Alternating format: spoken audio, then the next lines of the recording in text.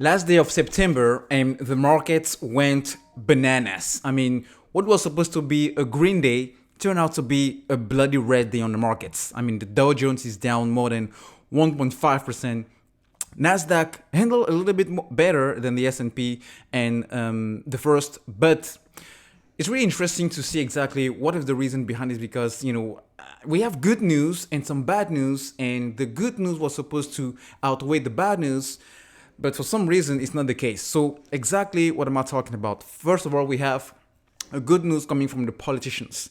They were managed to actually come together and agree on preventing a government shutdown. So this is not related to the debt ceiling limit, which is totally different. This is just about the budget to make sure the U.S. government continue to function as it should be.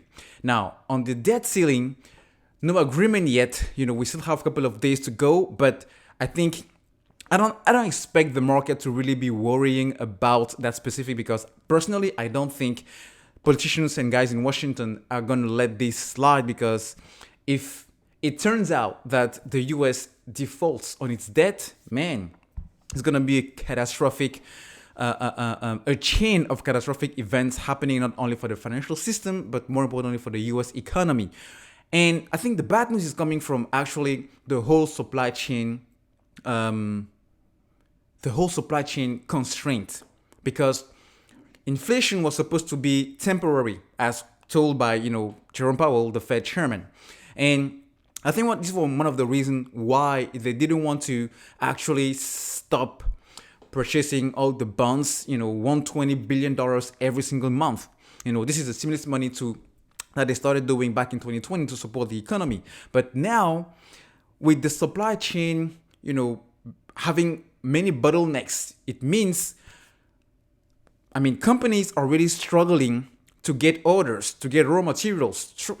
Companies are really struggling, especially those who do wholesalers, Targets, Home Depot, Bed Bath & Beyond. And as a matter of fact, today they saw one of the worst performing days last month. So it tells us that, inflation are not going to be as temporary as the Fed told the market. Why? Because if the supply chain is facing bottlenecks, it means stuff are going to get expensive pretty quick, because it's not easy for the supply to meet the demand, and the price is going to soar. So anytime you have price soaring, it's really dangerous, because it is just an illustration of how high inflation could be in the next months and definitely in the next year. So it puts additional pressure on the Fed to we already know that they're going to do the tapering by the end of this year, but maybe it will push them into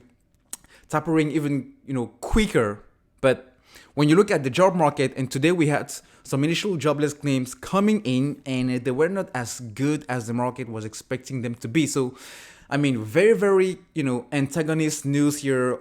Some good news, some bad news, but I guess that's why people are a little bit nervous. And they're like, man, I don't know what's going on, especially today closing the third quarter of 2021. So markets are really in one of those positions where, people tend not to have a lot of clarity when it comes to inflation. But I think this is a little bit overblown, because this is not new. All right. Maybe the whole supply chain issue might be new, but we saw it coming. All right. So maybe expect a rebound tomorrow, or even not tomorrow. Definitely, we can see how, the weekend and Monday will start. But September was supposed to be a bad day anyway. So now that it's done, let's see how October starts.